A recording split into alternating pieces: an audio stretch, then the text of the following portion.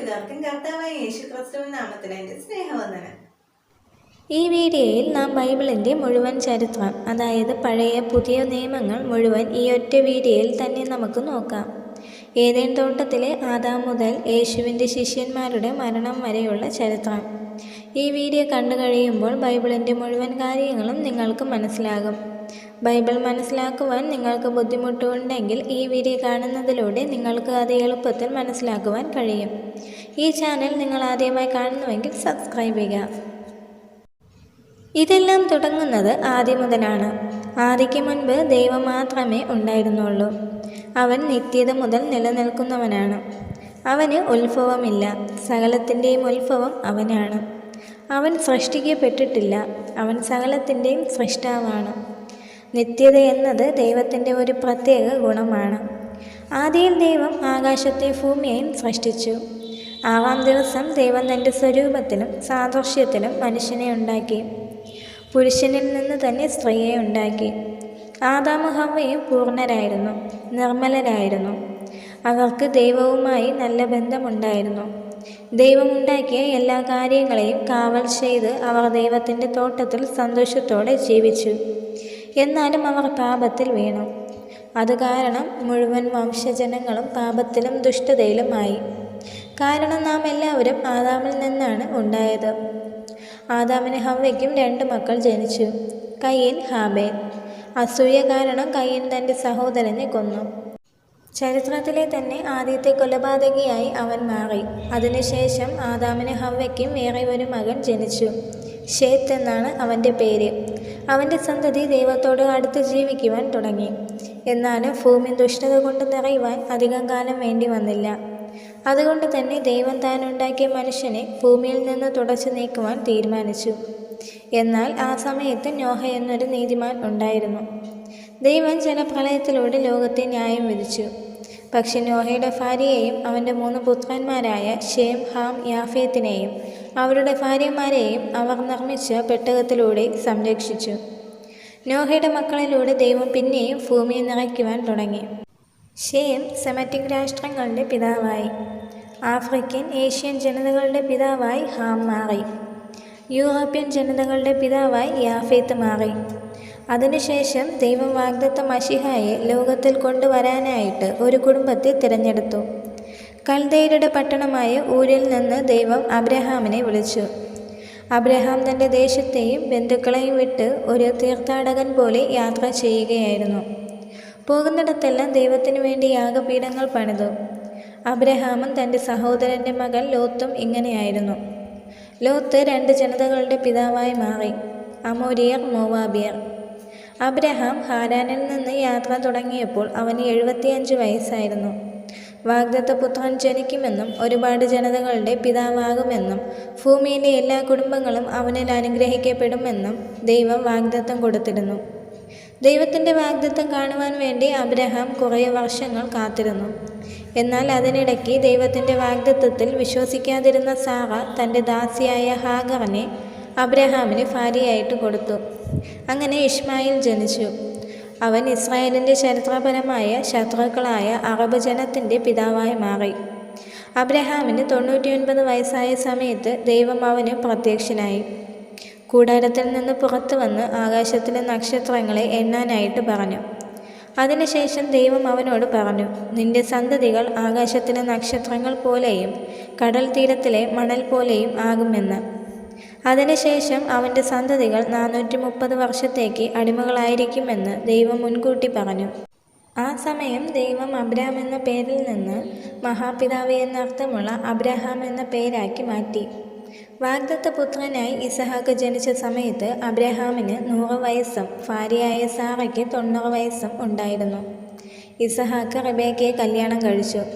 പക്ഷേ അവൾ മച്ചിയായിരുന്നു. 20 വർഷത്തിന് ശേഷം റിബേക്ക ഗർഭിണിയായി. അവൾക്ക് ഇരട്ടപുത്രന്മാർ ജനിച്ചു, ഏശാവ്, യാക്കോബ്. ഏശാവ് ഏദോമ്യരുടെ പിതാവായി മാറി. ഇസ്രായേൽ എന്ന പേര് മാറ്റിയ യാക്കോബ് ഇസ്രായേലിയരുടെ പിതാവായി. യാക്കോബിന് 12 ആൺമക്കളും 1 മകളും ജനിച്ചു. യോസേഫ് കാരണം യാക്കോബിൻ്റെ കുടുംബം മൊത്തം ഈജിപ്തിലേക്ക് താമസം മാറി. അവർ 70 പേർ ഉണ്ടായിരുന്നു. അവിടെ നല്ല ഫലപുഷ്ടിയുള്ള ഗോശേൻ ദേശത്ത് താമസിക്കുവാൻ തുടങ്ങി. ഈ 70 പേരും പ്രതീക്ഷിക്കുവാൻ കഴിയാത്ത രീതിയിൽ പെറ്റുപെരുകുവാൻ തുടങ്ങി. അങ്ങനെ ഈജിപ്തിൽ 400 വർഷം ചിലവഴിച്ച ശേഷം മോശയുടെ നേതൃത്വത്തിൽ 6 ലക്ഷം ആളുകൾ, സ്ത്രീകളെയും കുട്ടികളെയും കൂട്ടിയിട്ടില്ല. മൊത്തത്തിൽ ഏകദേശം 20 ലക്ഷം ആളുകളെയും കൂട്ടി ഈജിപ്തിൽ നിന്നും പുറപ്പെട്ടു. വാഗ്ദത്ത ദേശത്തേക്ക് പോകുവാനായിട്ട് മരുഭൂമിയിലൂടെ അവർ യാത്ര ചെയ്തു. 3 മാസം കൊണ്ട് എത്തേണ്ട സ്ഥാനത്ത് ജനങ്ങളുടെ അവിശ്വാസം കാരണം അവിടെ എത്തുവാൻ 40 വർഷം എടുത്തു. വാഗ്ദത്ത ദേശം എങ്ങനെയുണ്ടെന്ന് നോക്കുവാനായിട്ട് 12 ചാരന്മാരെ അയച്ചു. അതിൽ 10 പേർ ആളുകളെ പേടിപ്പിക്കുന്ന ഒരു റിപ്പോർട്ടുമായി വന്നു. ദൈവത്തിന് മോശയ്ക്ക് നേരെ ജനങ്ങളെ തിരിച്ച് കലാപമുണ്ടാക്കി. ആ ദേശത്തിലെ ആൾക്കാരെ കണ്ടപ്പോൾ അവർക്ക് സ്വയം വെട്ടുകിളികളെ പോലെ തോന്നി. ദൈവത്തിൻ്റെ ശക്തിയെ വല്ലാതെ കുറച്ച് വിചാരിച്ചു. അതുകൊണ്ട് ദൈവത്തിന് വളരെ ദേഷ്യമുണ്ടായി. ആ ആളുകളെയെല്ലാം മരുഭൂമിയിൽ വച്ച് തന്നെ നശിപ്പിച്ചു. ദൈവത്തിൻ്റെ ശക്തിയിൽ വിശ്വസിച്ച ചാരന്മാരായ യോശുവയും കാലേബും മാത്രം വാഗ്ദത്ത ദേശത്തേക്ക് പോയി. ഇസ്രായേൽ ജനം 40 വർഷം ആ മരുഭൂമിയിൽ തന്നെ ചുറ്റി നടന്നു. ഈജിപ്തിൽ നിന്നും പോയ മുഴുവൻ ആളുകളും ആ മരുഭൂമിയിൽ തന്നെ മരിച്ചുപോയി. ലോകത്തെ തന്നെ ഏറ്റവും വലിയ സെമിത്തേരിയായി ആ മരുഭൂമി മാറി. ദൈവത്തിൽ ആശ്രയിച്ച ആ 2 പുരുഷന്മാർ വാഗ്ദത്ത ദേശത്തേക്ക് പോയി. 40 വർഷം അലഞ്ഞുതിരിഞ്ഞ് നടന്നതിന് ശേഷം യോശുവയുടെ നേതൃത്വത്തിൽ 6 വർഷങ്ങൾ കൊണ്ട് രാജ്യം കീഴടക്കി. അതിനുശേഷം ഒരുപാട് ദേശങ്ങൾ കീഴടക്കുവാനുണ്ടായിരുന്നു. പക്ഷേ മോശയുടെ ദാസനായ യോശുവ ജനങ്ങളെ വാഗ്ദത്ത ദേശത്തേക്ക് കൊണ്ടുപോയി. യോശുവ മരിച്ച ശേഷം ന്യായാധിപന്മാരുടെ കാലഘട്ടം എന്ന് പറയുന്ന 330 വർഷത്തെ ന്യായാധിപന്മാരുടെ ഭരണത്തിൻ്റെ കാലം ആരംഭിച്ചു. ഇസ്രായേലിൻ്റെ ചരിത്രത്തിൽ വലിയ ആത്മീയ അസ്ഥിരതയും ഉയർച്ചകളും താഴ്ചകളും ഉണ്ടായിരുന്ന സമയമായിരുന്നു അത്. ന്യായാധിപന്മാരുടെ കാലത്ത് ഇസ്രായേൽ ജനം അവർക്ക് ഇഷ്ടമുള്ളത് ചെയ്തു. ഒരുപാട് ശത്രുക്കൾ അവർക്ക് ഉണ്ടാകുവാൻ തുടങ്ങി. അത് കാരണം അവർ വല്ലാതെ പീഡിപ്പിക്കപ്പെട്ടു. ഈ സമയത്ത് ദൈവം ഗിദെയോൻ, ഇഫ്താഗ്, ഷിംശോൻ, ശമൂവേൽ എന്നിങ്ങനെ വലിയ പദവിയിലുള്ള ന്യായാധിപന്മാരെ നിയമിച്ചു. ഈ നീണ്ട കാലഘട്ടം തീർന്നതിന് ശേഷം ഒരു പുതിയ കാലഘട്ടം വന്നു, രാജവാഴ്ച. അയൽ രാജ്യങ്ങളെ കണ്ട് ഇസ്രായേൽ ജനം തങ്ങൾക്കും ഒരു രാജാവിനെ വേണമെന്ന് ചോദിച്ചു. ദൈവം അവരെ ഭരിക്കണമെന്ന് ജനങ്ങൾ ആഗ്രഹിച്ചിരുന്നില്ല. അവസാന ന്യായാധിപതിയായ ശമൂവേൽ പ്രവാചകൻ ശൗലിനെ ഇസ്രായേലിൻ്റെ രാജാവായി അഭിഷേകം ചെയ്തു. ശൗൽ 40 വർഷം ഭരിച്ചു. അവൻ നന്നായി ഭരിച്ചു തുടങ്ങി, പക്ഷേ മോശമായിട്ട് അവസാനിച്ചു.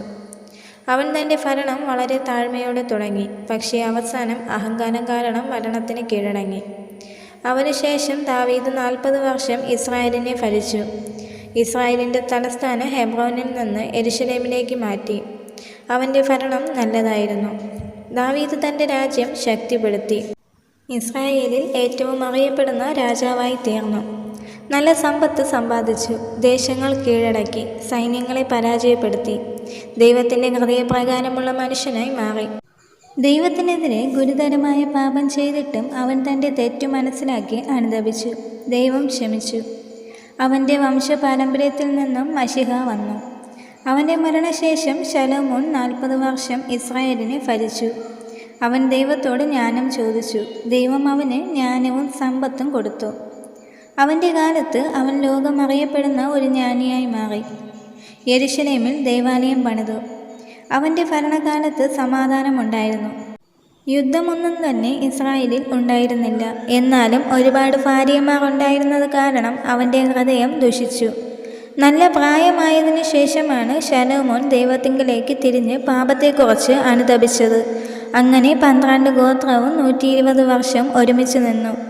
ശൗൽ മന്ത്രവാദത്തിലും ദാവീദ് വ്യഭിചാരത്തിലും ശലോമോൻ വിഗ്രഹാരാധനയിലും വീണു. രാജാക്കന്മാരെ വേണമെന്ന ജനത്തിൻ്റെ ആഗ്രഹം ദൈവം അവർക്ക് കൊടുത്തു. എന്നാൽ അവർ രാജാവിനെ ചോദിച്ചതുമൂലം അതിൻ്റെ അനന്തരഫലങ്ങൾ അവർ തന്നെ അനുഭവിച്ചു. ശലോമോൻ്റെ മരണശേഷം ജനങ്ങൾ ഒരുപാട് നികുതി ഞങ്ങളുടെ മേൽ ചുമത്തി. അതിനെ കുറച്ച് തരണമെന്ന അപേക്ഷ ശലോമോൻ്റെ മകനായ രെഹബയാം കേട്ടില്ല. അതുകൊണ്ട് രാജ്യം 2ആയി. ശലോമോൻ സർക്കാരിൻ്റെ ആഡംബരവും പ്രതാപവും നിലനിന്നിരുന്നത് തൊഴിലാളികളുടെ മേൽ ഇട്ടിരുന്ന അമിതമായ നികുതി കാരണമാണ്. പിന്നെ അധികാരമാറ്റമുണ്ടായതുകൊണ്ട് നികുതിയിൽ എന്തെങ്കിലും മാറ്റമുണ്ടാകുവാൻ സാധ്യതയുണ്ടെന്ന് അവർ വിചാരിച്ചു. പക്ഷേ അങ്ങനെ മാറ്റങ്ങൾ ഉണ്ടാവാത്തത് കൊണ്ട് പുതിയ രാജാവിനെ അംഗീകരിക്കുവാൻ അവർക്ക് കഴിഞ്ഞില്ല. അങ്ങനെ 12 ഗോത്രങ്ങളിൽ 10 ഗോത്രം രെഹബയാമിന് നേരെ തിരിഞ്ഞു. അവരെ വാഴാൻ യൊരോബയാം എന്ന പുതിയ രാജാവിനെ അവർ തിരഞ്ഞെടുത്തു. അവർ വടക്കൻ ഇസ്രായേൽ എന്ന രാജ്യം ഉണ്ടാക്കി. അതിൻ്റെ തലസ്ഥാനം ശമര്യയാക്കി. വടക്കൻ രാജ്യം 209 വർഷം നിലനിന്നു. ഈ രാജ്യത്തിന് 8 വ്യത്യസ്ത രാജവംശങ്ങളിൽ നിന്നുള്ള 19 രാജാക്കന്മാർ അതിനെ ഭരിച്ചു. ഈ രാജാക്കന്മാർ ആരും തന്നെ നീതിമാന്മാർ അല്ലായിരുന്നു. എല്ലാവരും ദൈവത്തിൽ നിന്ന് അകന്നു മാറി യൊരോബയാം ചെയ്തതുപോലെ ചെയ്തു. രാഷ്ട്രീയ ആവശ്യങ്ങൾക്കായി മതത്തെ ഉപയോഗിക്കാൻ ഈ രാജാവ് തീരുമാനിച്ചിരുന്നു. തൻ്റെ ജനം യെരുശലേം ദേവാലയത്തിലേക്ക് ആരാധിക്കുവാനായി പോയാൽ ചിലപ്പോൾ യഹൂദ രാജാക്കന്മാർ അവരെ വശീകരിക്കാൻ സാധ്യതയുണ്ട് എന്ന് ഭയന്നു. വടക്കൻ രാജ്യത്തിലുള്ള ബേഥേലിലും ഗിൽഗാലിലും ബെർശേബയിലും ക്ഷേത്രങ്ങൾ പണിയുവാൻ യൊരോബയാം തീരുമാനിച്ചു. അതിൽ ഒരു സ്വർണ്ണ കാളക്കുട്ടിയെ സ്ഥാപിച്ച് അതാണ് ദൈവമെന്ന് പറഞ്ഞ് ആളുകളെ ആരാധിക്കുവാൻ പ്രേരിപ്പിച്ചു. വടക്കൻ രാജ്യത്തിലെ 19 രാജാക്കന്മാരും ഇങ്ങനെ തന്നെയാണ് ചെയ്തത്. എല്ലാവരും ദുഷിച്ച പാത തിരഞ്ഞെടുത്തു. ആരും തന്നെ ദൈവത്തെ അന്വേഷിച്ചില്ല. ആ സമയത്ത് രാജ്യത്തിൻ്റെ രാജാക്കന്മാരുടെ സൗകര്യത്തിന് പ്രവചിക്കുന്ന പ്രവാചകന്മാരുടെയും അതേപോലെ പണം കൈക്കൂലി വാങ്ങുന്ന പുരോഹിതന്മാരുടെ പാപത്തെക്കുറിച്ച് ബോധ്യം വരുത്തുവാൻ കർത്താവ് ചില പ്രവാചകന്മാരെ എഴുന്നേൽപ്പിച്ചു. ദൈവം പ്രവാചകന്മാരായ ആമോസ്, ഹോശേയ, മീഖ എന്നിവരെ ആ സമയത്ത് എഴുന്നേൽപ്പിച്ചു. കൊട്ടാരം മുതൽ കുടിലുകൾ വരെ, അവർക്കെതിരെ പ്രശ്നമുണ്ടാക്കുന്ന ക്ഷേത്ര പുരോഹിതരിൽ വാണിജ്യ സ്ഥലം വരെ, തെരുക്കൾ മുതൽ വയലുകൾ വരെ, എല്ലാ സ്ഥലങ്ങളിലും രാജ്യം ദൈവത്തിൽ നിന്നു അകന്നു എന്നുള്ള കാര്യം ധൈര്യത്തോടെ പറഞ്ഞു. അവർ രാഷ്ട്രീയ അഴിമതിക്ക് നേരെ ചോദ്യം ചെയ്തു. സാമൂഹിക അനീതിയെയും സാമ്പത്തിക അടിച്ചമർത്തലിനെയും തുറന്നു പറഞ്ഞു. അവർ ജനങ്ങളെ മാനസാന്തരപ്പെടാനായിട്ട് ഉപദേശിച്ചു. പക്ഷേ അവർ പറഞ്ഞ ഉപദേശങ്ങൾ ചെകിടന്മാരുടെ കാതുകളിൽ വീണതുപോലെ ആരും തന്നെ കേട്ടില്ല. ആഹാബ് ഭരിക്കുന്ന കാലത്ത് ഭാര്യയായ ഈസബേൽ കനാന്യരുടെ സമൃദ്ധിയുടെ ദേവനായി അവർ വിശ്വസിക്കുന്ന ബാലിൻ്റെ ആരാധന ഇസ്രായേൽ മൊത്തവും വ്യാപിച്ചു. ആ സമയത്ത് ദൈവം പ്രവാചകനായ ഏലിയാവിനെ ഈ അന്യദൈവം ഒന്നുമല്ല എന്ന് കാണിക്കുവാനും അതിനുമേലുള്ള വിശ്വാസത്തെ തകർക്കുവാനും വേണ്ടി അവനെ നിയോഗിച്ചു. ഈ രാജ്യത്തിൽ നിന്ന് തന്നെ ദൈവം ഏലിയാവ് ചെയ്ത അത്ഭുതകരമായ ശുശ്രൂഷ തുടരുവാൻ വേണ്ടി എലീശയെ നിയോഗിച്ചു. എന്നാൽ ഇസ്രായേൽ ദൈവത്തിൻ്റെ ശബ്ദം കേൾക്കുവാൻ തയ്യാറായില്ല. കർത്താവ് നല്ല അടി കൊടുക്കുന്ന രീതിയിൽ ഇസ്രായേൽ ജനത്തിനെതിരെ അസ്രയ ദേശത്തെ എഴുന്നേൽപ്പിച്ചു.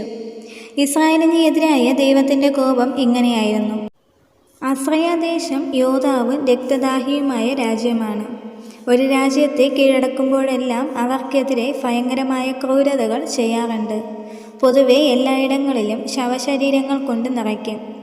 തല വെട്ടി നീക്കി വീടിൻ്റെയും നഗരവാതിലിൻ്റെയും മുമ്പിൽ കുത്തിവയ്ക്കും. അവിടുത്തെ ആളുകളെ എങ്ങനെയൊക്കെ അപമാനിക്കുവാൻ പറ്റുമോ അങ്ങനെയൊക്കെ അപമാനിക്കും. വടക്കൻ ജനതയെ അടിമപ്പെടുത്തിയതിനു ശേഷം രണ്ടാമൻ രാജാവ് അന്യജാതിക്കാരെ ആ ദേശത്ത് താമസിപ്പിക്കുവാൻ തുടങ്ങി. അങ്ങനെ ഒരുപാട് മതക്കാർ അവിടെ താമസിക്കുവാൻ തുടങ്ങി. പല മതങ്ങൾ അതിനകത്ത് ഉണ്ടാകുമ്പോൾ ഇസ്രായേലിൻ്റെ നിലനിൽപ്പിനെ ദുർബലപ്പെടുത്തുമെന്ന് അവന് അറിയാമായിരുന്നു. അങ്ങനെ ഈ അന്യജാതി മിശ്രിതത്തിൽ നിന്നും ഇസ്രായേലിൽ ശമര്യക്കാർ എന്ന പുതിയ ജനത ഉണ്ടായി. അവർ പിന്നീട് യഹൂദ ജനത്തിൻ്റെ കടുത്ത ശത്രുക്കളായി മാറി. ഇത് വടക്കൻ രാജ്യമായ 10 ഗോത്രങ്ങൾക്ക് സംഭവിച്ചതാണ്. ബെന്യാമീൻ, യഹൂദ ഗോത്രങ്ങൾ ചേർന്ന് തെക്കൻ രാജ്യത്തെ 20 രാജാക്കന്മാർ ഭരിച്ചു. അതിലേകദേശം എല്ലാവരും തന്നെ ദൈവത്തെ ഭയപ്പെടുന്നവരായിരുന്നു. യഹൂദയിലെ ജനത്തോട് സംസാരിക്കുവാൻ ദൈവം യെശയ്യാവ്, മീഖ, യോവേൽ, സെഫന്യാവ്, ഇരമ്യാവ് തുടങ്ങിയ പല പ്രവാചകന്മാരെയും എഴുന്നേൽപ്പിച്ചു. ഈ ദേശവും ദൈവവചനം ഗ്രഹിക്കാതെ വല്ലാതെ ദുഷിക്കുവാൻ തുടങ്ങി. ശേഷം അതേ രീതിയിൽ തന്നെ അവരെ അടിക്കുവാൻ ദൈവം തീരുമാനിച്ചു. അങ്ങനെ ബാബിലോണിയൻ സൈന്യത്തെ അയച്ച് ജൂതന്മാരെ ശത്രുക്കളെ കയ്യിൽ ഏൽപ്പിച്ചു. അങ്ങനെ യഹൂദ ജനത്തെ അടിമകളാക്കി ബാബിലോണിലേക്ക് കൊണ്ടുപോയി. യഹൂദ എന്ന് പറയുന്ന തെക്കൻ രാജ്യം 345 വർഷം നിലനിന്നു. ഈ 2 ആക്രമണങ്ങൾക്ക് ശേഷം നെബൂഖദ്നേസർ രാജാവ് യെരുശലേമിനെ ആക്രമിച്ചു. അതിൻ്റെ മഹത്തായ ദേവാലയത്തെ നശിപ്പിച്ചു. ജനങ്ങളെ അടിമകളാക്കി കൊണ്ടുപോയി. നഗരത്തെ അപമാനിച്ച് അതിനെ ഉപേക്ഷിച്ചു. ദൈവം ഇരമ്യാവ് പ്രവാചകനോട് പറഞ്ഞതുപോലെ 70 വർഷം എല്ലാവരും അവിടെ അടിമകളായിരുന്നു. ആ പ്രവാസകാലത്ത് ദൈവം ഇരമ്യാവ്, യെഹെസ്കേൽ, ദാനിയേൽ എന്നീ പ്രവാചകന്മാരെ എഴുന്നേൽപ്പിച്ചു. ഈ സമയങ്ങളിൽ ജനങ്ങൾ വിഗ്രഹങ്ങളെ ആരാധിക്കുന്നത് നിർത്തി. അവിടെ സിനഗോഗുകൾ ഉയർന്നു തുടങ്ങി. ആ 70 വർഷം കഴിഞ്ഞതിന് ശേഷം യഹൂദയിലെ ജനങ്ങൾ അവരുടെ ദേശത്തേക്ക് തിരിച്ചു വന്നു. ആ സമയത്ത് ബാബിലോണിയൻ രാജ്യത്തെ മേദ്യ, പേർഷ്യ സാമ്രാജ്യങ്ങൾ പിടിച്ചെടുത്തു. കോരേശ് ജനിക്കുന്നതിന് 200 വർഷങ്ങൾക്ക് മുമ്പ് ദൈവം പ്രവചിച്ചു. അതുപോലെ തന്നെ യഹൂദ ജനതയെ അവൻ മോചിപ്പിച്ച് കനാൻ ദേശത്തേക്ക് തിരിച്ചു പോകുവാനുള്ള പൂർണ്ണ സ്വാതന്ത്ര്യം കൊടുത്തു. 3 ഗ്രൂപ്പുകളായിട്ടാണ് അവർ യഹൂദയിലേക്ക് തിരിച്ചു വന്നത്. ആദ്യം ദേവാലയം പണിയുവാനും നിർമ്മിക്കുവാനും വേണ്ടി സെരുബാബേലിൻ്റെ നേതൃത്വത്തിൽ, രണ്ടാമത്തേത് നിയമം പഠിപ്പിക്കുന്നതിനായി എസ്രയുടെ നേതൃത്വത്തിൽ, മൂന്നാമത്തേത് മതിലുകളെ പുനർനിർമ്മിക്കുവാനും ജനങ്ങളെ ആത്മീയമായും രാഷ്ട്രീയമായും ഒരുക്കുവാൻ വേണ്ടി നെഹമ്യാവിൻ്റെ നേതൃത്വത്തിൽ. അടിച്ചമർത്തലിൽ നിന്ന് വന്നയുടൻ തന്നെ ദേവാലയം അവർ പുനർനിർമ്മിക്കുവാൻ തുടങ്ങി. ആ സമയം മുതൽ യഹൂദ ജനത്തിനു നേരെ പ്രശ്നങ്ങൾ വരുവാൻ തുടങ്ങി. ആദ്യം തന്ത്രശാലികളായ ശമര്യക്കാർ ആ ദേവാലയം പണിയാതിരിക്കുവാൻ വേണ്ടി ഞങ്ങളും സഹായിക്കാം എന്ന് പറഞ്ഞ് അവരോട് ചേരുവാൻ ആഗ്രഹിച്ചു. പങ്കാളിത്തം അവർ സ്വീകരിക്കാഞ്ഞത് കൊണ്ട് അടുത്ത ഘട്ടമായിട്ട് ശമര്യക്കാർ അവരെ ഭീഷണിപ്പെടുത്തുവാൻ തുടങ്ങി. പിന്നെ പേർഷ്യ രാജ്യത്തിനെതിരെ ഗൂഢാലോചന ചെയ്യുകയാണ് എന്ന് പറഞ്ഞ് യഹൂദരെ കുറ്റപ്പെടുത്തി ശമര്യക്കാർ പാർസി രാജാവിന് ഒരു കത്തയച്ചു. അങ്ങനെ ആ ദേവാലയത്തിൻ്റെ പണി ഏകദേശം 20 വർഷത്തേക്ക് നിർത്തിവെച്ചു. ഈ സമയത്ത് ആളുകൾ ദൈവത്തിൻ്റെ ആലയം പണിയുന്നതിൽ നിന്നും വിട്ടുമാറി. നാശത്തിലുണ്ടായിരുന്ന ദേവാലയം പണിയുവാനുള്ള കാശുകൊണ്ട് സ്വന്തം ബിസിനസ്സുകൾ ചെയ്ത് സ്വന്തം വീടുകൾ മനോഹരമാക്കുവാൻ തുടങ്ങി. ഈ സമയത്ത് ദൈവം ജനങ്ങളെ മാനസാന്തരത്തിലേക്ക് കൊണ്ടുവരുവാൻ ഹഗ്ഗായി, സെഖര്യാവ് എന്നീ പ്രവാചകന്മാരെ എഴുന്നേൽപ്പിച്ചു. ഈ പ്രവാചകന്മാരിലൂടെ ദൈവം ആളുകളെ തൊട്ടു. ആളുകൾ അനുദപിച്ച് ദേവാലയത്തിൻ്റെ പുനർനിർമ്മാണം പൂർത്തിയാക്കുവാൻ വേണ്ടി ആവശ്യത്തോടെ മടങ്ങുകയും ചെയ്തു. ശേഷം ഒരു വലിയ ആത്മീയ ഉണർവ് അവിടെ ഉണ്ടായി. കുടുംബങ്ങളിലും പൗരോഹിത്യത്തിലും പുനർക്രമീകരണം ഉണ്ടായി. ദൈവത്തിങ്കിലേക്ക് പൂർണ്ണ മനസ്സോടെ എല്ലാവരും തിരിഞ്ഞു. ഏകദേശം 100 വർഷം കഴിഞ്ഞിട്ട് പുതിയ തലമുറയുടെ കാലഘട്ടം ആരംഭിച്ചു. ഈ സമയത്ത് ആളുകൾ ദേവാലയത്തിൽ പോയി യാഗങ്ങൾ അർപ്പിക്കുന്നുണ്ടായിരുന്നു. പക്ഷേ അവർ ദൈവത്തെ ബഹുമാനിച്ചല്ല ചെയ്തത്. കർത്താവിൻ്റെ മേശയെ നിന്ദിച്ച് അത് മലിനമായി കണക്കാക്കി. അവർ കണ്ണില്ലാത്ത ഊനമുള്ള മൃഗങ്ങളെ ദൈവത്തിന് ഹോമയാഗങ്ങളായി അർപ്പിച്ചു തുടങ്ങി. പുരോഹിതന്മാർ അഴിമതി ചെയ്തു തുടങ്ങി. ദൈവവചനം ജനങ്ങളോട് പഠിപ്പിക്കുന്നത് നിർത്തി. കുടുംബമില്ലാതാകുവാൻ തുടങ്ങി. വിവാഹങ്ങളില്ലാതാകുവാൻ തുടങ്ങി. വിവാഹമോചനത്തിൽ അവസാനിച്ചു. ദൈവത്തിന് തങ്ങളെ ന്യായം വിധിക്കുവാൻ കഴിയുമെന്ന് ആളുകൾ വിശ്വസിച്ചില്ല. അവർ ദേവാലയത്തിൽ പോകുന്നുണ്ടായിരുന്നു, എന്നാലും അവർ ദൈവത്തിൽ നിന്നും വളരെ അകലെയായിരുന്നു. ആ സമയത്ത് ദൈവം മലാഖിയെ നിയോഗിച്ചു. പ്രവാചകനായ മലാഖിക്ക് ശേഷം ക്രിസ്തുവിന് 400 വർഷങ്ങൾക്ക് മുൻപ് പഴയ നിയമം അവസാനിച്ചത് ഇങ്ങനെയാണ്.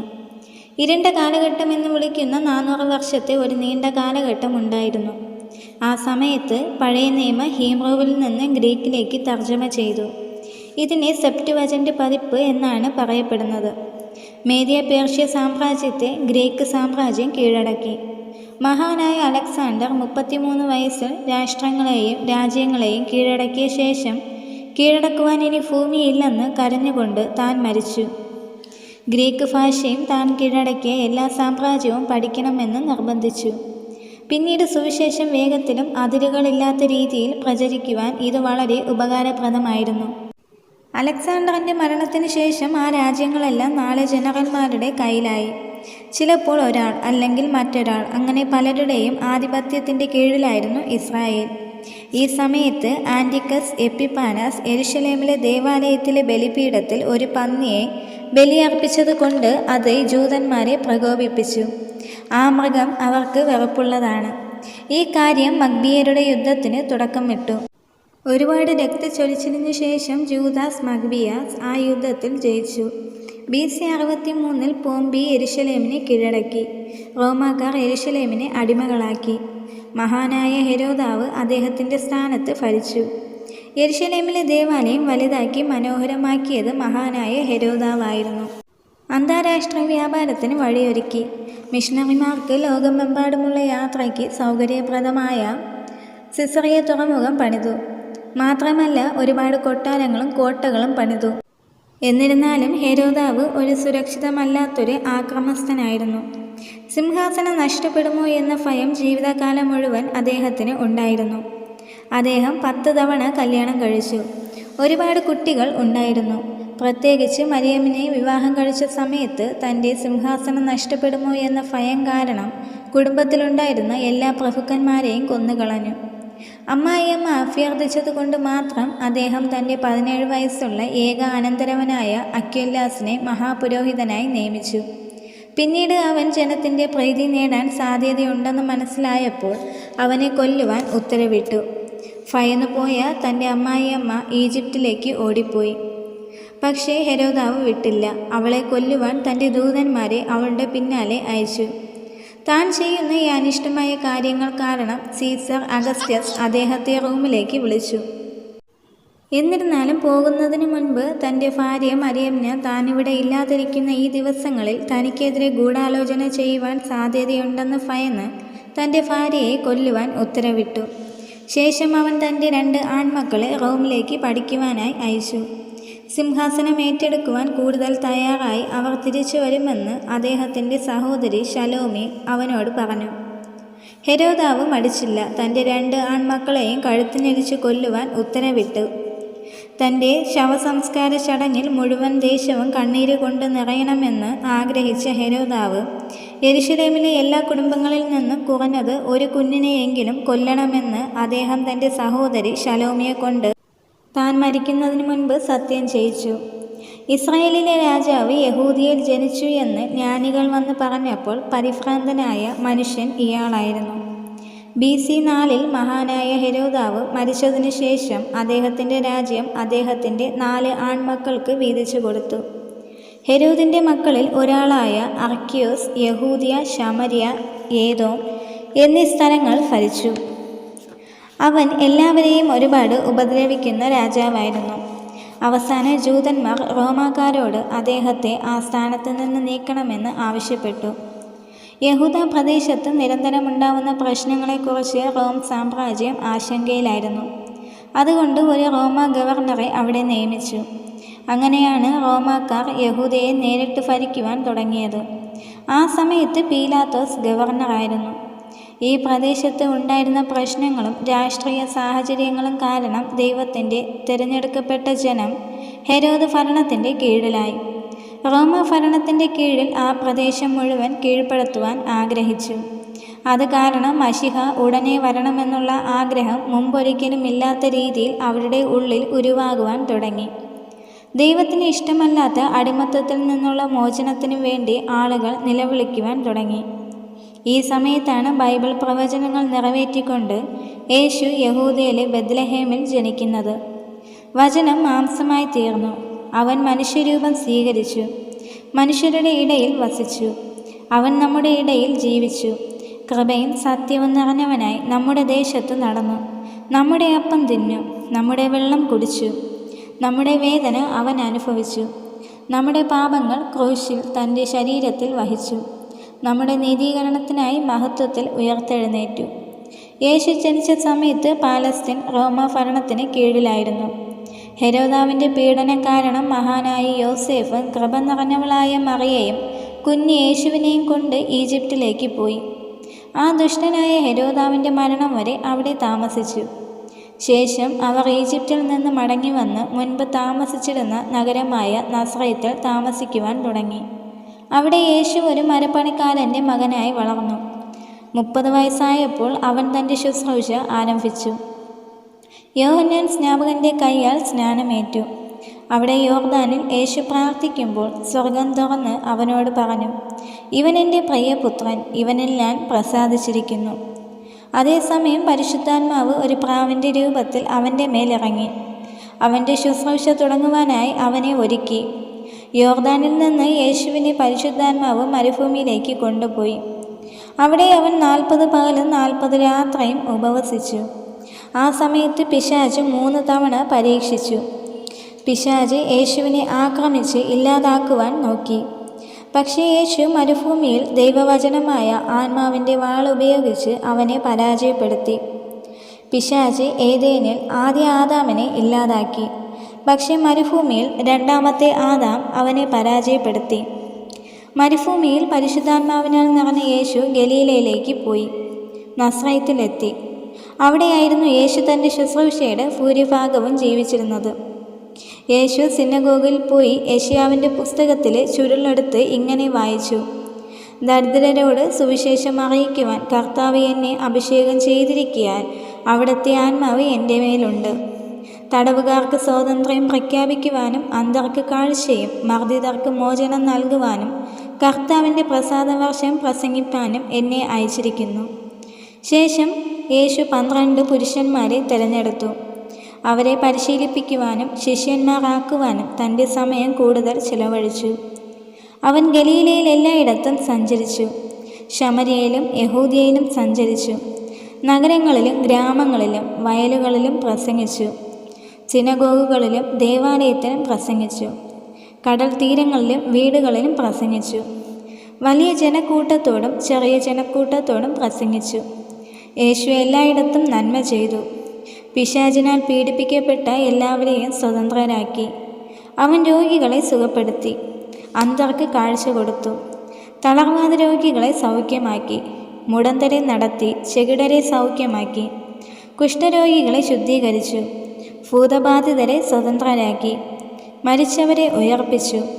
ദൈവം മനുഷ്യർക്ക് നൽകിയ ഏറ്റവും വലിയ വെളിപ്പെടുത്തലാണ് ഇമ്മാനുവേൽ, ദൈവം നമ്മോട് കൂടെ എന്നത്. അവൻ ജഡത്തിൽ പ്രത്യക്ഷനായ ദൈവം തന്നെയാണ്. പിതാവ് കൊടുത്ത എല്ലാവർക്കും വേണ്ടി യേശു ഒരു നിശ്ചിത ദൗത്യത്തിനായി ഭൂമിയിലേക്ക് വന്നു. അവൻ മരിക്കുവാൻ വേണ്ടി ജനിച്ചു. നാം ജീവിക്കുവാൻ വേണ്ടി അവൻ മരിച്ചു. ബൈബിൾ പറയുന്നത് അനുസരിച്ച് ക്രിസ്തു നമ്മുടെ പാപങ്ങൾക്ക് വേണ്ടി തിരുവെഴുത്തുകളിൻ പ്രകാരം മരിച്ച് അടക്കപ്പെട്ട ശേഷം 3-ാം ദിവസം തിരുവെഴുത്തുകളിൻ പ്രകാരം ഉയർപ്പിക്കപ്പെട്ടു എന്ന് അപ്പോസ്തലനായ പൗലോസ് ഊന്നി പറയുന്നു. അവൻ്റെ മരണം എന്തോ പെട്ടെന്ന് സംഭവിച്ച ഒരു ആക്സിഡൻറ്റ് പോലെയല്ല. അവൻ്റെ പുനരുദ്ധാനം ഒരു അത്ഭുതവുമല്ല. ക്രൂശിക്കപ്പെടാതിരിക്കുവാൻ പിശാച് ഒരുപാട് ഉപായങ്ങൾ നോക്കി. എന്നാൽ ഒരു രാജാവ് സിംഹാസനത്തെ നോക്കി നടക്കുന്നത് പോലെ യേശു അതിനെ നോക്കി നടന്നു. ക്രൂശിൽ യേശു സർപ്പത്തിൻ്റെ തല തകർത്തു. വാഴ്ചകളെയും ശക്തികളെയും പരസ്യകോലമാക്കി അതിനെ ജയിച്ചു. ക്രൂശിൽ യേശു വീണ്ടെടുപ്പിൻ്റെ പ്രവൃത്തി പൂർത്തിയാക്കി. ക്രൂശിൽ അവൻ നമ്മെ മോചിപ്പിച്ചു. മരണത്തിന് അവനെ ഒതുക്കി വയ്ക്കുവാൻ കഴിഞ്ഞില്ല. 3-ാം ദിവസം യേശു നമ്മുടെ നീതീകരണത്തിന് വേണ്ടി ഉയർത്തെഴുന്നേറ്റു. സ്വർഗാരോഹണം ചെയ്യുന്നതിന് മുൻപ് പിതാവ് പറഞ്ഞ വാഗ്ദത്തത്തിനായി അവൻ ശക്തി പ്രാപിക്കുന്നതുവരെ കാത്തിരിക്കണമെന്ന് അവൻ തൻ്റെ ശിഷ്യന്മാരോട് നിർദ്ദേശിച്ചു. അപ്പോസ്തല പ്രവൃത്തി 1-ാം അധ്യായം 8-ാം വചനത്തിൽ പരിശുദ്ധാത്മാവ് മനുഷ്യരിലേക്ക് വരുന്നതിനെക്കുറിച്ച് യേശു അവരോട് നേരത്തെ തന്നെ പറഞ്ഞിരുന്നു. ശേഷം യെരുശലേമിലും യഹൂദിയ മുഴുവനും ശമര്യയിലും ഭൂമിയുടെ അറ്റം വരെയും സാക്ഷികളാകുക എന്ന് പറഞ്ഞു. പെന്തക്കോസ്ത് നാളിന് ശേഷം യെരുശലേമിൽ സഭ വളരെ അത്ഭുതകരമായ രീതിയിൽ വളരുവാൻ തുടങ്ങി. ആൾക്കൂട്ടം നിറഞ്ഞു കൂടിക്കൂടി വന്നു. യെരുശലേമിലുണ്ടായ സഭയുടെ വളർച്ചയും വികസനത്തെയും കുറിച്ച് ലൂക്കോസ് അപ്പോസ്തല പ്രവൃത്തി 7-ാം അധ്യായം വരെ രേഖപ്പെടുത്തിയിട്ടുണ്ട്. സഭ ആ സമയം വരെ യഹൂദിയയിൽ മാത്രം ആയിരുന്നു ഉണ്ടായിരുന്നത്. പിന്നെ നേതാക്കളെല്ലാം ഒന്നിച്ചു ചേർന്ന് സഭയെ പീഡിപ്പിക്കുവാൻ തുടങ്ങി.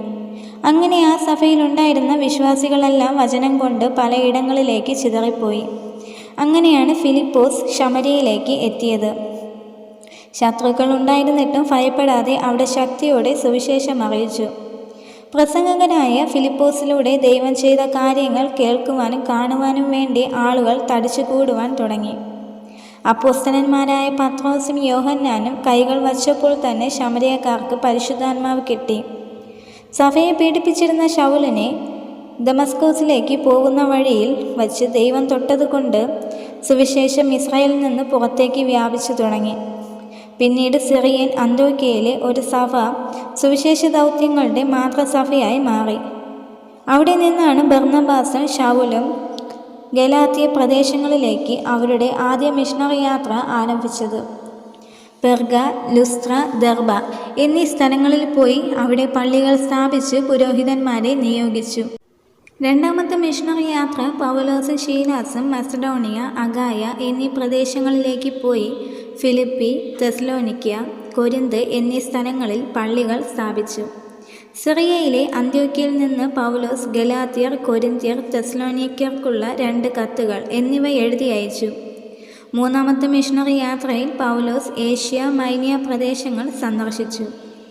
ആ പ്രദേശത്തിൻ്റെ തലസ്ഥാനം എഫെസോസ് ആയിരുന്നു. പിന്നീടുള്ള 3 വർഷം അവിടെ നിന്നാണ് കൊരിന്ത് സഭയ്ക്ക് 2 കത്തുകൾ എഴുതി അയച്ചത്. 3 ലക്ഷത്തിലധികം ആളുകളുള്ള ആ സിറ്റിയിൽ പുരാതന ലോകത്തിലെ 7 അത്ഭുതങ്ങളിലൊന്നായ ഏഥൻസിലെ പാർത്തനോണിയേക്കാൾ 4 ഇരട്ടി വലിപ്പമുള്ള ഒരു മാർബിൾ കൊട്ടാരമായ അർത്തമീസ് ദേവിയുടെ ക്ഷേത്രം അവിടെ ഉണ്ടായിരുന്നു. പൗലോസ് ഏഷ്യ മൈനറിൽ ഉണ്ടായിരുന്ന വർഷങ്ങളിൽ പെർഗമോസ്, തുയതൈര, സർദീസ്, ഫിലദൽഫിയ, ലവോദിക്യ, കൊലോസിയ തുടങ്ങിയ സ്ഥലങ്ങളിൽ സഭകൾ സ്ഥാപിച്ചു. ക്ലൗദിയോസ് ചക്രവർത്തിയുടെ കാലത്ത് ലോകത്തെ നശിപ്പിച്ച ക്ഷാമം കാരണം അപ്പോസ്തല പ്രവൃത്തി 18-ാം അധ്യായം 2-ൽ പറഞ്ഞിരിക്കുന്നത് പോലെ യഹൂദന്മാരെ എല്ലാം റോമിൽ നിന്ന് പുറത്താക്കി. തുടർന്ന് പൗലോസ് യഹൂദിയയിലെ ദരിദ്രന്മാർക്ക് സുവിശേഷം എത്തിക്കുവാൻ വേണ്ടി അന്യദേശത്ത് സ്ഥാപിച്ച സഭകളിൽ നിന്ന് ഒരു വലിയ ശേഖരണം നടത്തി. യെരുശലേമിലേക്ക് യാത്ര തിരിച്ചപ്പോൾ അവൻ എഫെസോസിലെ മൂപ്പന്മാരെ അറിയിച്ചു. ആ നഗരത്തിലേക്ക് പോകേണ്ട, അവിടെ കാത്തിരിക്കുന്നത് പ്രശ്നങ്ങളും കഷ്ടപ്പാടുകളും മാത്രമാണെന്ന് അവർ പൗലോസിനോട് പറഞ്ഞു. എന്നിരുന്നാലും ദൈവകൃപയുടെ സുവിശേഷം പ്രഖ്യാപിക്കുന്നതിന് തൻ്റെ സ്വന്തം ജീവിതം പൗലോസ് ഗണ്യമാക്കിയില്ല. യെരുശലേമിലേക്ക് പോകുന്നതിന് മുൻപ് അദ്ദേഹം റോമാക്കാർക്ക് ഏറ്റവും ശക്തമായ ഒരു ലേഖനം എഴുതി. സാമ്രാജ്യത്തിൻ്റെ തലസ്ഥാനം സന്ദർശിക്കുവാനും തന്നെ സ്പെയിനിലേക്ക് അയച്ച സഭയിൽ വചനം പങ്കിടുവാനും തനിക്ക് ആഗ്രഹമുണ്ട് എന്ന് അതിലെഴുതി. യഹൂദിയയിലെ ദരിദ്രന്മാർക്ക് സാമ്പത്തിക സഹായമെല്ലാം എത്തിച്ചുവെങ്കിലും പൗലോസിനെ യെരുശലേമിൽ അറസ്റ്റ് ചെയ്തു. അവിടെ നിന്ന് സിറിയയിലേക്ക് മാറ്റി. അവിടെ ഗവർണർമാരുടെ ആഭിമുഖ്യത്തിൽ ജൂതന്മാർ അദ്ദേഹത്തെ 2 വർഷത്തേക്ക് ജയിലിലാക്കി. തന്നെ കൊല്ലണമെന്ന് പ്ലാൻ ചെയ്ത് സന്നദ്ധ സംഘത്തിന് കൈമാറുവാനുള്ള ഗവർണറുടെ ആഗ്രഹത്തെ എതിർത്ത പൗലോസ് തനിക്കുണ്ടായിരുന്ന റോമൻ പൗരത്വത്തിൻ്റെ പദവികൾ ഉപയോഗിച്ച് റോമിൽ തന്നെ വിചാരണ മതിയെന്ന് പറഞ്ഞു. അങ്ങനെ ആ സാമ്രാജ്യത്തിൻ്റെ തലസ്ഥാനത്തേക്ക് പോകുന്ന വഴിക്ക് ഒരുപാട് പ്രശ്നങ്ങൾ നേരിട്ടു. കപ്പലുകൾ മുഴുവൻ തകർന്നു. പക്ഷേ ദൈവം പൗലോസിനോട് വാഗ്ദത്തം ചെയ്തതുപോലെ എല്ലാ യാത്രക്കാരും അതിലെ ജീവനക്കാരും അത്ഭുതകരമായി രക്ഷപ്പെട്ടു. അങ്ങനെ അവർ മാൾട്ട ദ്വീപിൽ എത്തി. അവിടെ വച്ച് ഒരു അണലി പൗലോസിൻ്റെ കയ്യിൽ കടിച്ചു. പക്ഷേ ദൈവം സർപ്പത്തിൻ്റെ മാരകമായ വിഷത്തെ നിർവീര്യമാക്കി. ആ ദ്വീപിലുണ്ടായിരുന്ന എല്ലാ രോഗികളെയും സൗഖ്യമാക്കുവാൻ പൗലോസിനെ ദൈവം ഉപയോഗിച്ചു. ശേഷം മാൾട്ട ദ്വീപിൽ ഉണ്ടായിരുന്നവർ പൗലോസിന് എന്തൊക്കെയാണോ ആവശ്യം അതെല്ലാം കൊടുത്ത് അവനെ റോമിലേക്ക് അയച്ചു. അവിടെ അദ്ദേഹം 2 വർഷം ഒരു വാടക വീട്ടിൽ തടവിലായിരുന്നു. അവിടെ നിന്ന് പൗലോസ് കൊട്ടാര കാവൽക്കാരനോട് സുവിശേഷം പറഞ്ഞു. വിശ്വാസികളെ സുവിശേഷം പറയുവാൻ പ്രോത്സാഹിപ്പിച്ചു. എഫേസ്യർ, ഫിലിപ്പിയർ, കൊലോസ്യർ, ഫിലമോൻ എന്നിവർക്ക് അവിടെ വച്ച് കത്തുകൾ എഴുതി. ഈ കാലഘട്ടത്തിന് ശേഷം പൗലോസ് ജയിൽ മോചിതനായി. തുടർന്ന് തിമത്യോസിനുള്ള ആദ്യ ലേഖനവും തീത്തോസിനുള്ള ലേഖനവും എഴുതി. എന്നാൽ AD 64 മുതൽ സഭയുടെ പീഡനം മതപരമായ രീതിയിൽ നിന്നും മാറി രാഷ്ട്രീയപരമായ രീതിയിൽ ആയി. അതുകൊണ്ട് പിന്നെയും പൗലോസ് ജയിൽ ശിക്ഷ അനുഭവിക്കേണ്ടി വന്നു. AD 64 ജൂലൈ 17-ാം തീയതി 10 ലക്ഷത്തിലധികം ആളുകളുള്ള റോം നഗരം കത്തിച്ചു. ഒരു നടൻ്റെ വേഷം ധരിച്ച നീറോ ചക്രവർത്തി മഡ്സിന ഗോപുരത്തിൻ്റെ മുകളിൽ കയറി. അവിടെ നിന്ന് തീജ്വാലകൾ നഗരത്തെ വിഴുങ്ങുന്ന അത്ഭുതകരമായ കാഴ്ച കണ്ടു. 7 രാത്രിയും 6 പകലും നഗരത്തിൽ തീ കത്തി. അണഞ്ഞപ്പോൾ നഗരത്തിൻ്റെ 70% ഇല്ലാതെയായി.